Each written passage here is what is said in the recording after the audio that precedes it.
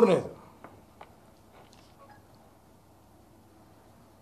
ಭ್ರಷ್ಟಾಚಾರ ಎಷ್ಟು ಮಿತಿ ಮೀರಿದೆ ಅನ್ನೋಂಥದ್ರ ಬಗ್ಗೆ ಬಿ ಆರ್ ಪಾಟೀಲ್ರು ಕಾಂಗ್ರೆಸ್ ಶಾಸಕರೇ ರಾಜೀವ್ ಗಾಂಧಿ ವಸತಿ ನಿಗಮದಲ್ಲಿ ಕಮಿಷನ್ ಕೊಡದೇನೆ ಮನೆ ಅಲಾಟ್ ಆಗಲ್ಲ,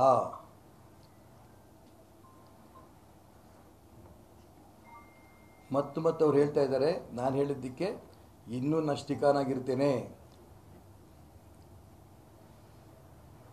ನಾನು ಪತ್ರ ಕಳಿಸ್ದೆ, 4 ಪತ್ರ ನನ್ನ ಕ್ಷೇತ್ರಗಳು ಮನೆ ಕೊಡಿ ಅಂತ, ಕೊಡಲಿಲ್ಲ ಮನೆಗಳು.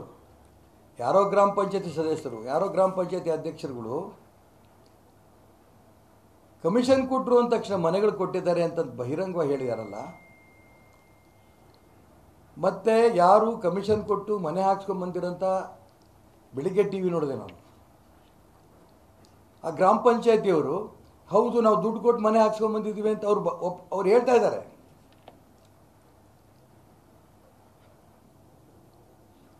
ಅದರಲ್ಲೂ ಕೂಡ ತುಂಬ ನನಗೆ ಸಂತೋಷ ಆಗೋದು ಅಂದರೆ ಜಿ ಪರಮೇಶ್ವರ್ ಅವರು, ಶಿವಾನಂದ ಪಾಟೀಲ್ ಅವರು, ಬೋಸರಾಜ್ ಅಂತವರು 3 ಜನ ಮಂತ್ರಿಗಳು ಬಿ ಆರ್ ಪಾಟೀಲ್ರಿಗೆ ಬೆಂಬಲ ಸೂಚಿಸಿದ್ದಾರೆ. ಮುಖ್ಯಮಂತ್ರಿಗಳು ಇದ್ರ ಬಗ್ಗೆ ತನಿಖೆ ಆಗಬೇಕು ಅಂತಲೂ ಹೇಳಿದ್ದಾರೆ.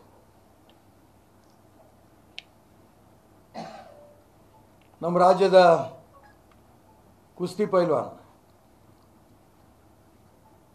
ಡಿ ಕೆ ಶಿವಕುಮಾರ್ ಅವರು ಹೇಳ್ತಾ ಇದ್ದಾರೆ, ಬಿ ಆರ್ ಪಾಟೀಲ್ರು ಹೇಳ್ತಾ ಇರೋದು ಸುಳ್ಳು, ತನಿಖೆನೂ ಆಗಿಲ್ಲ, ಇವರೇ ತೀರ್ಪುಗಾರರು.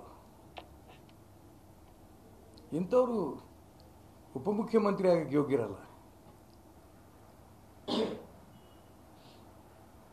ನೇರವಾಗಿ ಬ್ರಹ್ಮಾಂಡ ಭ್ರಷ್ಟಾಚಾರ ಈ ಕಾಂಗ್ರೆಸ್ನಲ್ಲಿ ಆಗ್ತಾ ಇರೋದು, ಸರ್ಕಾರದಲ್ಲಿ ಆಗ್ತಿರೋಂಥ ಸಂದರ್ಭದಲ್ಲಿ ಕಾಂಗ್ರೆಸ್ ಶಾಸಕರೇ ಈ ರೀತಿ ಹೇಳಿದ ನಂತರ ಅದಕ್ಕೆ 3 ಜನ ಮಂತ್ರಿಗಳು ಕೂಡ ಬೆಂಬಲ ಕೊಟ್ಟಿರೋಂಥ ಸಂದರ್ಭದಲ್ಲಿ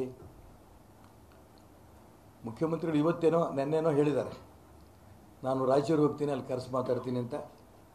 ಬಿ ಆರ್ ಪಾಟೀಲ್ ನಾನು ಅಲ್ಲಿಗೆ ಹೋಗಲ್ಲ, ಬೆಂಗಳೂರು ಹೋಗಿ ಭೇಟಿ ಮಾಡ್ತೀನಿ ಅಂತ ಹೇಳಿ ಎಲ್ಲರೂ ಭೇಟಿ ಮಾಡ್ಕೊಳ್ಳಿ, ನನ್ನ ಸಂಬಂಧ ಇಲ್ಲ.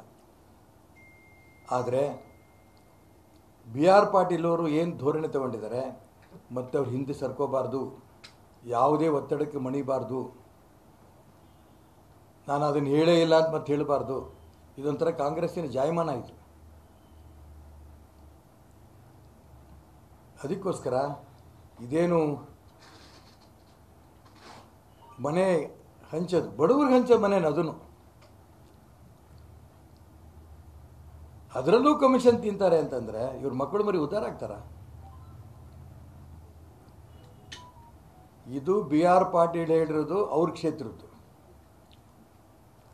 ಇಡೀ ಕರ್ನಾಟಕ ರಾಜ್ಯದಲ್ಲಿ ಎಷ್ಟು ಈ ರೀತಿ ಆಗಿದೆ?